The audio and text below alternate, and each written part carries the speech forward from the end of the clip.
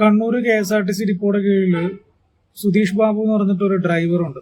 ആൾ ഇരിട്ടി മേഖലയിലാണ് വണ്ടി ഓടിക്കുന്നത്.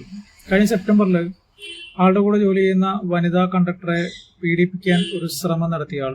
ഈ പീഡന ശ്രമത്തിന്റെ പേരിൽ ഈ വനിതാ കണ്ടക്ടർ KSRTCയിൽ പരാതി കൊടുത്തു, പോലീസിലും പരാതി കൊടുത്തു. KSRTCയുടെ ഇന്റേണൽ ഈ കംപ്ലൈന്റ് കമ്മിറ്റി, അതായത് സ്ത്രീകളുടെ സുരക്ഷയ്ക്ക് വേണ്ടി രൂപീകരിച്ച കമ്മിറ്റി ഈ പരാതി പരിശോധിക്കുകയും ഈ പരാതിയിൽ കഴമ്പുണ്ടെന്നും ഇയാൾ കുറ്റക്കാരനാണെന്നും കണ്ടെത്തി.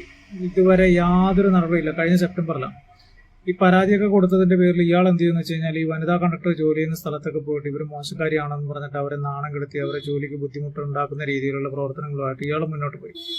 ഇപ്പോൾ അവര് സ്ത്രീയാകെ മാനസിക പ്രശ്നത്തിലായിട്ട് പോലീസിൽ വീണ്ടും പരാതി നൽകിയിട്ടുണ്ട്. ഈ KSRTC കൊടുത്ത കംപ്ലൈന്റിലും കൃത്യമായിട്ട് നടപടിയില്ല, പോലീസിൽ കൊടുത്തതിലും നടപടിയില്ല. ഇതെന്ത് ലോകടേ.